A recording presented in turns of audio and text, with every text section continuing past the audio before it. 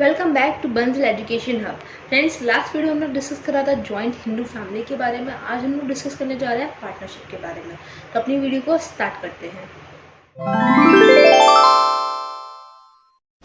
Bansal education hub.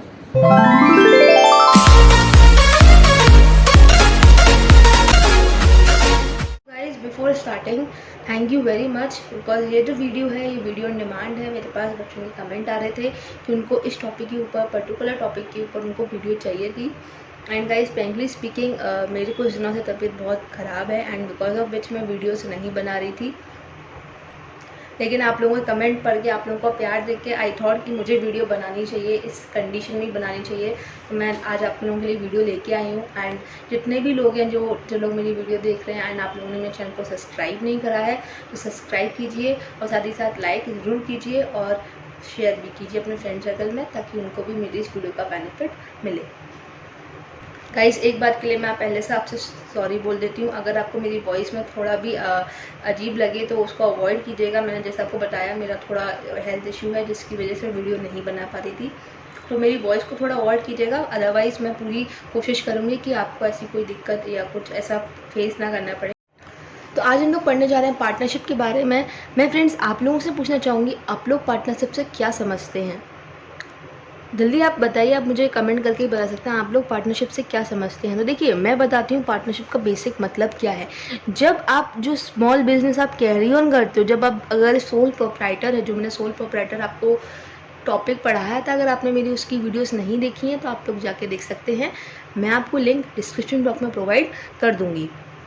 देखिए, जब आप स्मॉल बिजनेस जो भी कैरी आउट करते हैं और जो बिजनेस, वो जो स्मॉल बिजनेस होता है वो ग्रो करना स्टार्ट कर देता है, वो ग्रोथ करना स्टार्ट कर देता है, तो आप अकेले उस बिज़नेस को नहीं चला सकते हैं। उस टाइम पर कुछ लोग क्या करते हैं, अपने बिज़नेस के पार्टनर करते हैं, यानी कि अपनी बिज़नेस को पार्टनरशिप फर्म में कन्वर्ट करते हैं। जैसे कि सपोज़ ए है, ए का जो बिज़नेस है वो ग्रो करना स्टार्ट हो गया है एंड वो उस बिज़नेस को अकेले नहीं संभाल पा रहा है, तो वो क्या करेगा, वो अपने लिए एक पार्टनर ढूंढेगा। बी उसका एक पार्टनर है, तो वो क्या करेगा, इनके साथ पार्टनरशिप करेगा, ताकि जो जितनी भी प्रॉब्लम्स उसके सोल प्रोप्राइटरशिप फर्म में आ रही थी वो पार्टनरशिप में ना आए। ठीक है, तो यही बेसिकली एक पार्टनरशिप फर्म होती है। जब दो या दो से ज़्यादा लोग मिलकर किसी भी बिजनेस को साथ में चलाते हैं और साथ ही साथ प्रॉफिट को शेयर करने के लिए राज़ी हो जाते हैं, वही हमारी क्या है, पार्टनरशिप। अब देखिए, हम इसकी डेफिनेशन देखते हैं जो कि हमारी इंडियन पार्टनरशिप एक्ट के द्वारा दी गई है।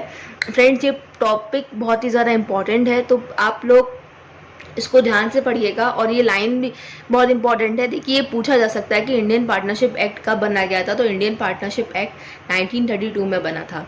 ओके, तो हम लोग डेफिनेशन पढ़ते हैं। Partnership is a relation between two or more persons who agree to share the profit of the business carried on by all or any one of them acting for all। मतलब partnership एक ऐसा relation है किन भी दो या दो से ज़्यादा लोगों में जो कि एग्री कर रहे हैं, यानी कि वो राज़ी हो रहे हैं अपने प्रॉफिट को शेयर करने के लिए। बेटा, हर कोई अपने प्रॉफिट को शेयर नहीं करता है। जब वो अपने प्रॉफिट को शेयर करने के लिए राज़ी है उस बिज़नेस के द्वारा, यानी कि उस बिज़नेस से, जब वो जो बिज़नेस वो चला रहा है, जो बिज़नेस वो कर रहा है, उससे जो उसे प्रॉफिट अर्न हो रहा है उसे शेयर करने को राज़ी है। चाहे कोई एक जना उसे चला रहा हो, चाहे सारे चला रहे हो। देखो, एक जना चला रहा हो का मतलब क्या है, ये जो लाइन है, any of them acting for all, इसका क्या मतलब है? सपोज अगर 4 पार्टनर्स हैं, ठीक है, अब उसमें से केवल एक ही पार्टनर जो है बिजनेस की देखरेख कर रहा है, केवल एक ही पार्टनर बिजनेस के मैनेजमेंट में हाथ दे रहा है, तो इट डजंट मीन कि बाकी के 3 लोग उसके पार्टनर नहीं है। वो सिर्फ ये कहते हैं कि उन तीनों की देखरेख में वो बिजनेस को मेंटेन कर रहा है या बिजनेस की मैनेजमेंट देख रहा है। तो अब मैं आपको एक बार डेफिनेशन और पढ़ के बताती हूँ। Partnership is a relation between two or more persons who agree to share the profit of the business carried on by all or any of them acting for all। और ये हमें डेफिनेशन किसने दी है? इंडियन पार्टनरशिप एक्ट ने दी है, जो कि 1932 में लिखा गया था। फ्रेंड्स, ये बहुत इंपॉर्टेंट है, आप याद रखिएगा। वाइवा में पूछ लेते हैं इंडियन पार्टनरशिप एक्ट कब बना है, या इंडियन पार्टनरशिप एक्ट के द्वारा पार्टनरशिप की डेफिनेशन दीजिए। तो बहुत ही ज़्यादा इंपॉर्टेंट है, आप लोग मेमोराइज कर सकते हैं। और नोट्स की आप अगर चाहें तो नोट भी कर सकते हैं, वरना मैं आपको नोट्स प्रोवाइड करती हूँ, ये बात आपको पता ही है। तो अब हम लोग फीचर्स के बारे में पढ़ेंगे पार्टनरशिप के। तो हमारे पास कुछ फीचर्स हैं पार्टनरशिप के, मैं आपको एक एक करके सारे एक्सप्लेन करूँगी। तो हमारा पहला फीचर जो है वो है मेंबरशिप। देखिए ये जो फीचर है ये क्या बोलता है कि एक पार्टनरशिप फर्म के अंदर कितने सारे मेंबर्स हो सकते हैं और कितने नहीं हो सकते। देखो यहाँ मैं आपको कुछ अलग पॉइंट बताऊंगी, कुछ इंपॉर्टेंट पॉइंट बताऊंगी, तो आप वो थोड़ा देखिएगा। यहाँ लिखा है मिनिमम 2 मेंबर्स रिक्वायर्ड हैं, यानी कम से कम 2 होने चाहिए। ये तो पॉइंट पूरा है कि हाँ कम से कम 2 मेंबर्स होने चाहिए। कोई अगर कोई एक ही होगा तो वो तो सोल प्रोप्राइटर हो जाएगा। कम से कम 2 होने चाहिए। मैक्सिमम 20 मेंबर्स हो सकते हैं, यानी ज़्यादा से ज़्यादा हम लोग 20 मेंबर्स रख सकते हैं। अब ये जो बात लिखी गई है मैक्सिमम 20 मेंबर्स की, फ्रेंड्स ये जो एक्ट था ये प्रीवियस कंपनीज एक्ट जो कि 1956 में बनाया गया था, ये उसके अकॉर्डिंग है। ये क्या बोल रहा है, यानी कि प्रीवियस जो कंपनी एक्ट था, प्रीवियस कंपनी एक्ट था जो 1956 में बनाया गया था, उसके अकॉर्डिंग पार्टनरशिप के अंदर कम से कम 2 मेंबर्स होने चाहिए और ज़्यादा से ज़्यादा 20 मेंबर्स होने चाहिए। 20 मेंबर्स वो भी कब, जब बिजनेस जो है बैंकिंग बिजनेस है, ओके। लेकिन अगर बिजनेस ओनली बिजनेस है, उसमें बैंकिंग इंक्लूडेड नहीं है, तो उसमें केवल 10 मेंबर्स होने चाहिए, ओनली 10 मेंबर्स, ओके। लेकिन ये पॉइंट्स मैं आपको किसके अकॉर्डिंग बता रही हूँ, प्रीवियस कंपनी एक्ट के द्वारा बता रही हूँ। लेकिन अब जो नया कंपनी एक्ट बना है, जो हमारा नया कंपनी एक्ट बना है, न्यू कंपनीज एक्ट, जो कि हमारा 2013 में बनाया गया है, इसके अकॉर्डिंग मिनिमम की नंबर ऑफ मेंबर्स चेंज नहीं हुआ, मिनिमम आपके 2 ही रहेंगे। लेकिन मैक्सिमम आपके मेंबर्स जो है वो चेंज हो गए हैं। इसमें बोला है किसी भी पार्टनरशिप फर्म के अंदर 100 से ज़्यादा मेंबर्स नहीं होने चाहिए, 100 से ज़्यादा मेंबर्स नहीं होने चाहिए, यानी कि नॉट मोर देन 100। आप 100 रख सकते हो, लेकिन आप 100 से ज़्यादा मेंबरशिप नहीं दे सकते पार्टनरशिप फर्म में। तो ये पॉइंट आपको थोड़ा याद करने वाला है। मैंने आपको क्या बोला, जो प्रीवियस कंपनीज एक्ट था जो कि हमारे 1956 में बनाया गया था, उसमें मिनिमम जो मेंबर्स थे वो 2 हैं and maximum members in case of banking business, अगर आपका बिजनेस जो है बैंकिंग से रिलेटेड है तो आप 20 रख सकते हैं। अगर आपका केवल बिजनेस है, बैंकिंग के कोई रिलेटेड नहीं है, तो आपके केवल 10 मेंबर्स होने चाहिए। लेकिन according to news company act, जो न्यू कंपनी एक्ट बना है 2013 के अंदर, उसके अकॉर्डिंग अगर मैं बात करूँ तो आपकी पार्टनरशिप के अंदर 100 से ज़्यादा मेंबर्स नहीं होने चाहिए। तो आई होप यह पॉइंट आपको क्लियर हुआ होगा। अगर आपको कोई भी डाउट है तो आप लोग मुझसे कमेंट सेक्शन में पूछ सकते हैं, मैं आपकी डाउट को ज़रूर क्लियर करूँगी। हम लोग सेकंड पॉइंट के ऊपर बढ़ते हैं। देखिए सेकंड हमारा पॉइंट है एग्रीमेंट। अब ये एग्रीमेंट का क्या चक्कर है, अब पार्टनरशिप करी है तो एग्रीमेंट तो करना ही होगा। देखो क्या है, the document containing the agreement of partners is known as partnership deed. अब कुछ बच्चों के दिमाग में ये आ रहा होगा, भाई हम तो बिजनेस पढ़ रहे हैं या लॉ कैसे घुसेड़ दिया आपने। तो देखो बेटा, जब पार्टनरशिप आप जब पार्टनरशिप बिजनेस स्टार्ट कर रहे होते हो तो उससे पहले एग्रीमेंट करना आपका जो है नेसेसरी होता है, ताकि जो आगे चल के आपकी बिजनेस के अंदर कॉन्फ्लिक्ट्स ना आए। तो वो डॉक्यूमेंट जो हमारा एग्रीमेंट कंटेन करता है, पार्टनर्स के बीच का जो एग्रीमेंट होता है वो कंटेन करता है, उसको हम बोलते हैं पार्टनरशिप डीड। क्या बोलते हैं बेटा, पार्टनरशिप डीड। ये पार्टनरशिप डीड की डेफिनेशन है। पार्टनरशिप डीड पूछ भी रहे थे, यानी पार्टनरशिप डीड क्या है, पार्टनरशिप डीड वो डॉक्यूमेंट है जिसके अंदर हमारा पार्टनर्स का जो है एग्रीमेंट होता है, वो है हमारी पार्टनरशिप डीड। फ्रेंड्स इसे याद कर लीजिएगा, मैं एक बार दोबारा बोल रही हूँ, the document containing the agreement of the partners is known as partnership deed. बहुत ज़्यादा इजी डेफिनेशन है, डायरेक्ट आप लिख सकते हैं, वो डॉक्यूमेंट जो कि कंटेन करता है उस एग्रीमेंट को, उस पार्टनर्स के एग्रीमेंट को, वो है हमारा केवल पार्टनरशिप डीड। ओके, तो एक पार्टनरशिप फर्म के अंदर एग्रीमेंट होना ज़रूरी है, फिर चाहे वो ओरल हो या फिर रिटन हो। लेकिन आजकल बेटा सब लोग रिटन ही करवाते हैं, बिकॉज ओरल में आजकल किसी का बिलीव नहीं है। ठीक है, तो आजकल जितने भी एग्रीमेंट होते हैं वो रिटन होते हैं।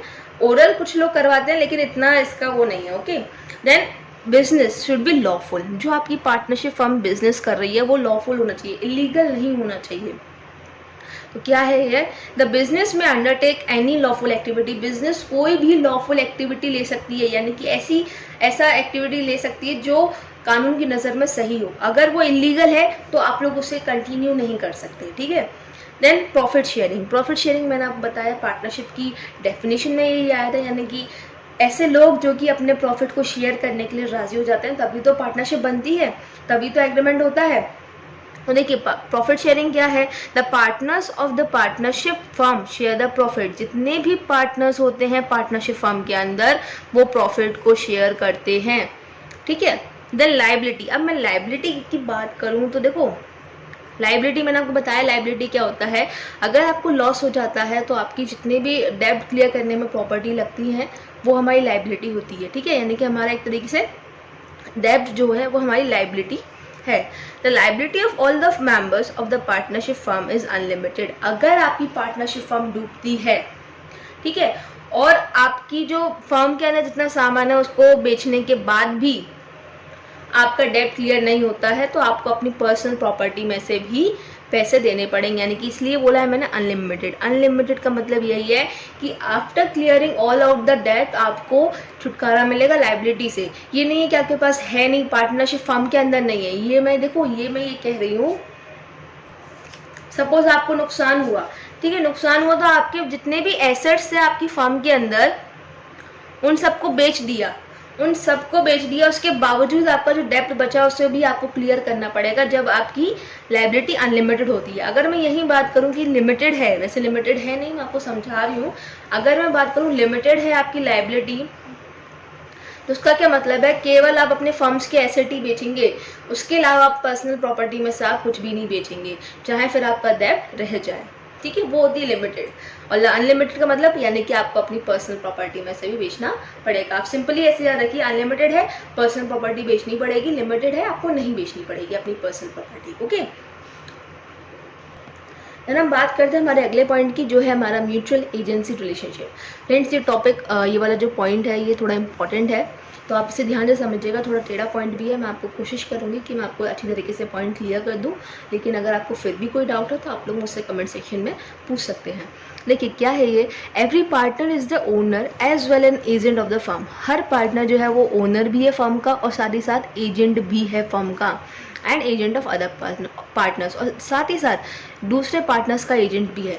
इन शॉर्ट अगर मैं आपको ये पॉइंट हिंदी में समझाऊँ तो मेरे को लगता है कि आप लोग अच्छी तरह समझ जाएंगे। इन शॉर्ट, अगर कोई भी अगर 4 पार्टनर, सपोज 4 पार्टनर है और किसी एक पार्टनर ने भी अगर कॉन्ट्रैक्ट पे साइन कर दिया है तो बाकी के जितने पार्टनर्स हैं वो उसको उसको मानेंगे, ठीक है। मानेंगे क्या है, वो लोग बाइंड हो जाएंगे उस कॉन्ट्रैक्ट को देखने के लिए। किसी एक पार्टनर ने अगर गलती से भी कोई गलत कॉन्ट्रैक्ट साइन कर दिया है तो जितने बाकी के पार्टनर्स हैं वो बाइंड हो जाएंगे, उन्हें वो कॉन्ट्रैक्ट लेना ही पड़ेगा, ठीक है। यानी कि कोई भी एक पार्टनर मैनेजमेंट भी कर सकता है फर्म को, हर पार्टनर की जिम्मेदारी है कि वो मैनेज भी करे, साथ ही साथ बाहर आउटसाइडर से कॉन्ट्रैक्ट भी करे। यहाँ पे बाइंडिंगनेस की बात हो रही है, देखो इन शॉर्ट यहाँ पे बाइंडिंगनेस की बात हो रही है। बाइंडिंगनेस इसका क्या मतलब है, अगर कोई एक पार्टनर कुछ करता है तो बाकी के जितने पार्टनर्स होते हैं वो उस चीज़ को करने के लिए मजबूर हो जाते हैं, ठीक है। उनकी वो लोग बाइंड हो जाते हैं उस चीज़ को करने के लिए, ठीक है। Then non transferability of share. अब यहाँ पे शेयर, या आप यहाँ पर अपनी पार्टनरशिप किसी और को ट्रांसफ़र नहीं कर सकते।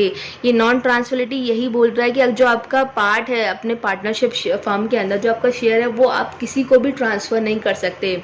ये क्या है, no partners can share his her share to other person, he can only do it by consulting other partners. वो खुद से अपना शेयर किसी और को नहीं दे सकता, वो ये तब ही कर सकता है जब वो दूसरे पार्टनर से बात करे।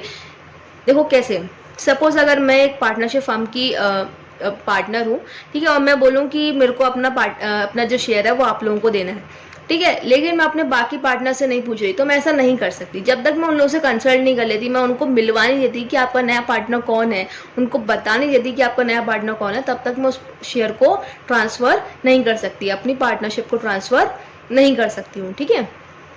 Then registration. अब पार्टनरशिप फर्म है तो रजिस्ट्रेशन होगा नहीं होगा, तो देखो वही है। अकॉर्डिंग टू पार्टनरशिप एक्ट, जो इंडियन पार्टनरशिप एक्ट 1932 मैंने आपको बताया है, पार्टनरशिप एक्ट के तहत it is not compulsory for a partnership firm to get itself registered. ये कंपल्सरी नहीं है, देखो इंडियन पार्टनरशिप एक्ट के तहत ये कंपल्सरी नहीं है कि हर पार्टनरशिप फर्म अपने आप को रजिस्टर्ड करवाए, लेकिन for now for a change मैं आपको बताऊँ, आजकल हर पार्टनरशिप फर्म जो है वो लोग प्रेफर करते हैं कि वो लोग खुद को रजिस्टर्ड करवाएं कानूनी तौर पर। तो पर लेकिन ऐसा कुछ भी पार्टनरशिप एक्ट में नहीं लिखा, कंपल्सरी नहीं है कि आपको पार्टनरशिप की फर्म को रजिस्टर्ड करवाना ही करवाना है, लेकिन फॉर अ चेंज आजकल लोग नेसेसरीज मानते हैं कि उनको अपनी पार्टनरशिप फर्म को रजिस्टर्ड करवाना चाहिए ताकि आगे चल के कोई भी कॉन्फ्लिक्ट्स ना हो पाए। ठीक है ना। मैनेजमेंट की बात करते हैं तो देखो मैनेजमेंट बहुत ईजी टॉप पॉइंट है इसका। मैनेजमेंट हर कोई कर सकता है, जितने भी पार्टनर्स हैं वो अलाउ होते हैं, उनकी अगर वो मैनेज करना चाहते हैं फर्म तो वो मैनेज कर सकते हैं।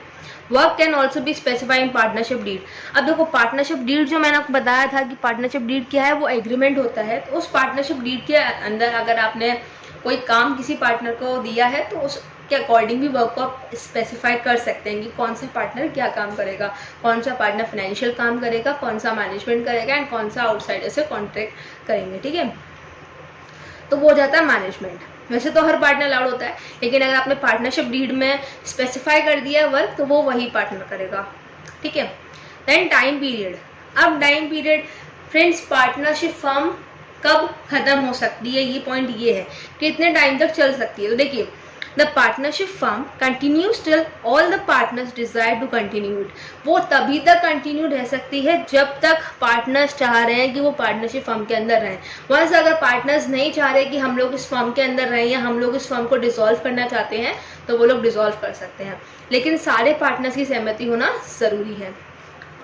ठीक है, तो फ्रेंड्स आज का टॉपिक हम लोग यहीं तक रखते हैं। मैं अपनी अगली वाली वीडियो में आपको एडवांटेजेस और मेरिट्स के बारे में बताऊंगी। इसकी पार्टनरशिप बहुत बड़ा टॉपिक है, इसलिए मैं इसको पार्ट वाइज पार्ट बना रही हूँ ताकि आप लोगों को कन्फ्यूज़न ना हो। एंड आई होप मैंने आपको जो पार्टनरशिप और आज उसके फीचर्स बताए हैं उसमें आपको कोई भी डाउट नहीं होगा, लेकिन अगर फिर भी है तो आप लोग मुझसे कमेंट सेक्शन में पूछ सकते हैं। एंड गाइज नोट्स की टेंशन मत लीजिएगा, नोट्स मैं आप लोगों को प्रोवाइड करती हूँ, लेकिन अगर फिर भी आप लोग लिखना चाहते हैं तो वेल एंड गुड।